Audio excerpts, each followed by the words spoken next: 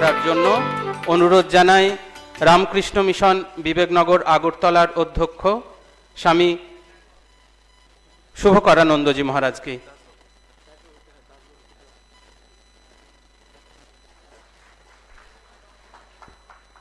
जननीं शारदां देवीं रामकृष्णं जगद्गुरुं पादपद्मे तयोश्रित्वा प्रणमामि मुहुर्मुहुः। नमः श्री यतिराजाय विवेकानन्दसूरये सच्चित्सुखस्वरूपाय स्वामिने तापहारिणे। মঞ্চে উপবিষ্ট গুণীজনেরা আছেন, তাদের স্বাগত জানার আগে ঠাকুর মা স্বামীজি আর এই ত্রিপুরা রাজ্যের, যার নামে এই ত্রিপুরা রাজ্য, মা ত্রিপুরেশ্বরী, তাকে আমার সাষ্টাঙ্গ, তাদেরকে সাষ্টাঙ্গ ভক্তিপূর্ণ প্রণাম জানাই এবং চতুর্দশ দেবতাকেও সাষ্টাঙ্গ ভক্তিপূর্ণ প্রণাম জানাই। আজকে খুব আনন্দের দিন। আনন্দের দিন এই কারণে, পূজনীয় স্বামী বীরেশ্বরানন্দজি, দশম প্রেসিডেন্ট, যিনি শ্রী মার অন্যতম প্রিয় সন্তান, তিনি বলতেন ভক্ত দেখতে গেলে আগরতলায় যাও। আর এই গাঙ্গাইল আশ্রম, এটি হচ্ছে ত্রিপুরাতে রামকৃষ্ণ ভাব আন্দোলনের আতুরঘর বলা যায়। আমাদের সম্পূর্ণ রামকৃষ্ণ মঠ মিশনের যে শুরু হয়েছিল বরানগর মঠ, যেরকম আমাদের সংঘের আতুরঘর, আর ত্রিপুরা রাজ্যে রামকৃষ্ণ বিবেকানন্দ ভাব আন্দোলনের জন্য গাঙ্গাইল আশ্রমকেও আমরা আতুরঘর বলতে পারি। আজকে আমরা এখানে আমাদের মধ্যে পেয়েছি, অত্যন্ত আনন্দের বিষয়। পূজনীয় শ্রীমৎ স্বামী সুবীরানন্দজি মহারাজ, যিনি রামকৃষ্ণ মঠ ও রামকৃষ্ণ মিশনের পৃথিবীব্যাপী যে কর্মকাণ্ড, তার সাধারণ সম্পাদক, যার হাত দিয়ে, যার নির্দেশনায়, উপদেশনায় আমাদের এই সমস্ত সংঘের কাজ হয়। সাধু, ব্রহ্মচারী, ভক্ত, ভলেন্টিয়ার, তারা সবাই মিলে পৃথিবীব্যাপী যে মানুষের সেবা কাজ করে যাচ্ছেন ঠাকুর মা স্বামীজির নামে, সেই যে যজ্ঞ, তার যিনি প্রধান পুরোহিত, তিনি হচ্ছেন শ্রীমৎ স্বামী সুবীরানন্দজি মহারাজ। তিনি আমি নিজেকে খুব ভাগ্যবান মনে করি যে মহারাজের কাছে দীর্ঘ 10 বছর কাজ করার, তার আন্ডারে কাজ শেখার এবং কাজ করার সুযোগ আমার হয়েছে।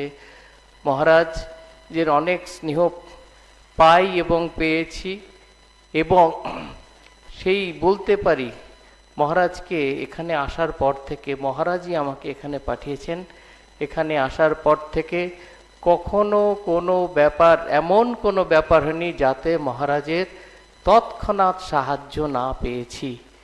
আর এই দুই আশ্রমের, বিবেকনগর, গাঙ্গাইলা সমস্ত কাজকর্মের জন্য মহারাজের যেভাবে উৎসাহ, এবং তার সাথে আমাকে যেভাবে, যদি বলি যে সাহায্য করেছেন, সেটা খুব ছোট কথা হবে সাহায্য করলে।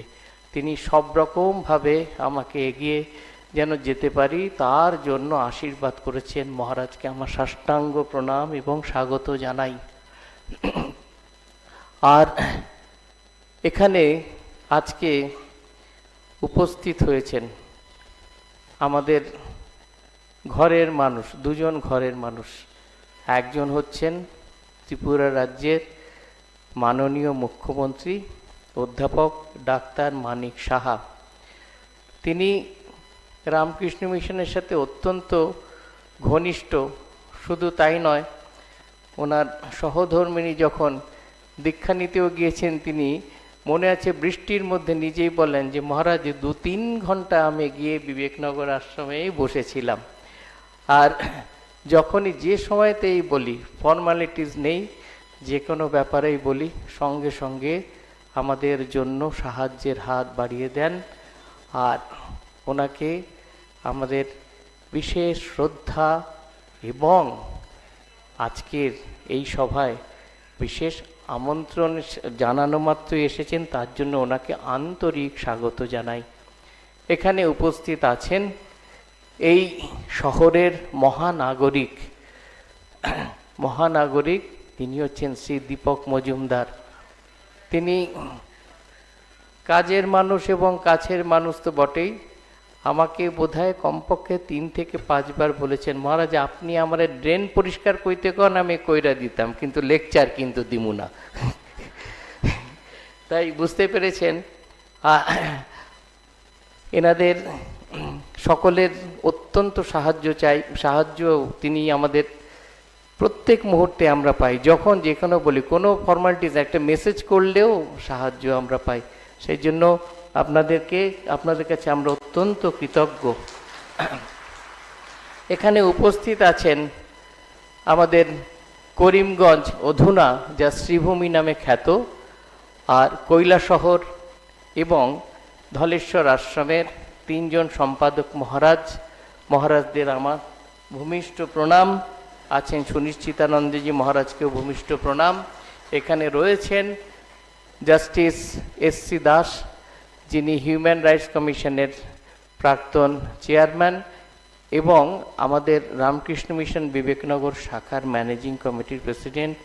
আরও অনেক গুণীজনরা এখানের ম্যানেজিং কমিটির আমাদের ভবানীবাবু রয়েছেন, রূপক রয়েছেন, রঞ্জিতবাবু, বনমালীবাবু, আরও অনেক মহারাজরা রয়েছেন। আর সর্বোপরি রয়েছেন আপনারা, যারা ঠাকুর মা স্বামীজিকে ভালোবেসে এই আশ্রমে নিত্য যাতায়াত করেন, আর আশ্রমের সুখে দুঃখে আপনারা আছেন সেই ঠাকুরের প্রিয় ভক্তরা। রামকৃষ্ণগত প্রাণাম সর্বাম স্তাম প্রণমাম্যহম। যাদেরই মনোপ্রাণ শ্রীরামকৃষ্ণগত হয়েছেন তাদের প্রত্যেককে আমি প্রণাম জানাই। আজকের এই দিনটিতে কেন হলো আপনারা জানেন, বিবেকনগর এবং গাঙ্গাইল আশ্রমের মাধ্যমে আমরা সারা জায়গায় ত্রিপুরা রাজ্যে আমাদের সাধ অনেক থাকলেও সাধ্য কম, তার মধ্যে সেই সামান্য সাধ্যের মধ্যে যে সেবা কাজ আমরা চালিয়ে যেতে পারছি, সেটার জন্যই আজকে এইখানে যে বাড়িটি হয়েছে, এখানে রোজ সারদা অন্ন ভাণ্ডার, অর্থাৎ যারা নিরন্ন, বিশেষ করে ফুটপাতবাসী, তাদেরকে রান্না করা খাবার আমরা প্রত্যেক দিন ব্যবস্থা করেছি। সেই নাম দেওয়া হয়েছে সারদা অন্ন ভাণ্ডার। 2021 সালে আমি ব্যক্তিগতভাবে নিজে ঘুরে ঘুরে রাত্রে করতাম, তারপরে রাত্রে ঘুরে ঘুরে গিয়ে খেতে দিতাম। একদিনের একটা ঘটনা না বললে নয়, আপনারা শুনে খুব হবেন, মানে অবাকই হবেন। একদিন এরকম আমার সাথে একজন আমার মাস্টারমশাই এখানে একজন আছেন, রঞ্জয় বলেছেন, গেছি সেই ওই আমাদের শ্রীকৃষ্ণ মন্দিরের ওখানে মশারিটা নিয়ে শুয়ে আছে একটা, তো গিয়ে বলছি এই ওঠো খাবেন, উঠুন খাবেন। কি দিতেন, বিস্কুট না চানাচুর? আমি বললাম যে না, ভাত খাবেন তো? ভাত খাওয়া হয়নি তো, ভাত খাবেন? কনকিতা ভাত দিবেননি? এত আমার সত্যি কথা, আমার চোখে জল চলে এসেছিল।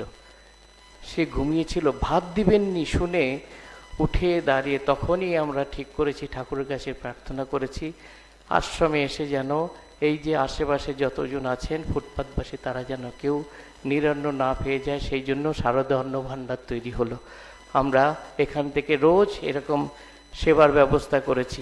আরও হয়েছে, এই যে বিবেকনগর থেকে আমরা শুরু করেছি বিধবা মায়েদের, আশেপাশে অনেক বিধবা মা আছে। এখন তো যা সংসারে এত বেশি লেখাপড়া, এত বেশি পার্সোনালিটি ডেভেলপমেন্ট হচ্ছে, মা বাবার জায়গা হয়ে যাচ্ছে বৃদ্ধাশ্রম, যেন ইউজ অ্যান্ড থ্রো।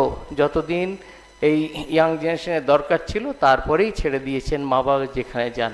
এরকম অনেক বিধবা মা আছেন যাদের দেখার কেউ নেই, তাদের আমরা প্রত্যেক মাসে রেশনের ব্যবস্থা করেছি। এই 12ই জানুয়ারি থেকে সেই প্রজেক্ট আমরা শুরু করেছি। তার নাম দিয়েছি আমরা শ্রদ্ধা, সেই প্রজেক্টটির নাম আমরা দিয়েছি শ্রদ্ধা। আরেকটি আমাদের হেডকোয়ার্টার্সের সাহায্য নিয়ে শুরু হয়েছে, সেটা আমাদের মা এবং শিশুদের, গর্ভবতী মহিলাদের এবং বাচ্চাদের 3 বছর পর্যন্ত তাদের নিউট্রিশন যে খাবার দাবার বা চিকিৎসার, সেটার দায়িত্ব আমরা পালন করতে পেরেছি, চেষ্টা করে যাচ্ছি।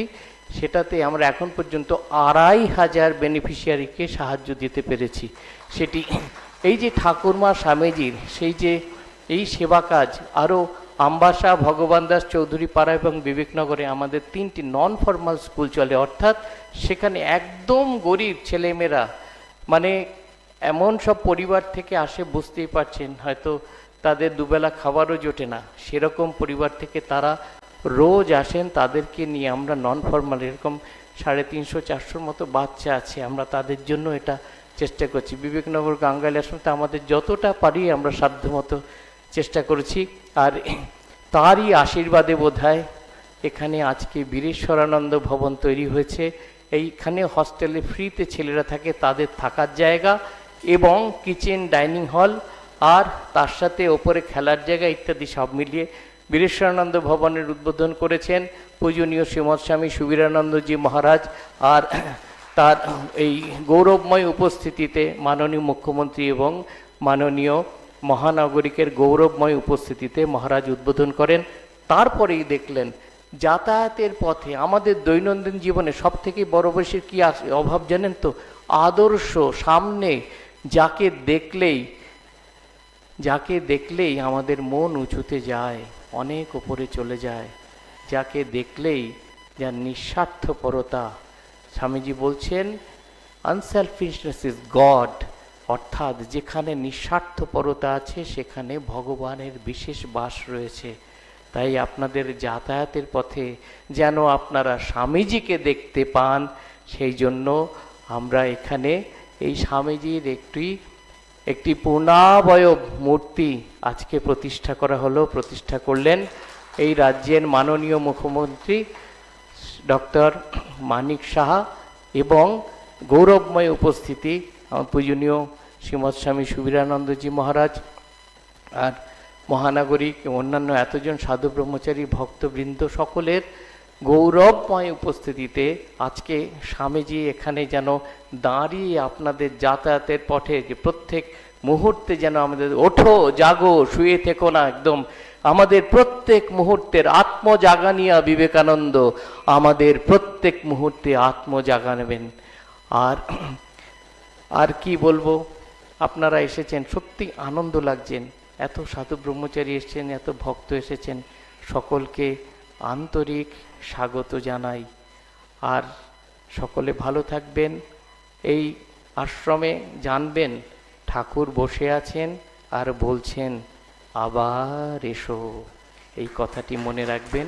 সকলে ভালো থাকবেন। প্রণাম, নমস্কার।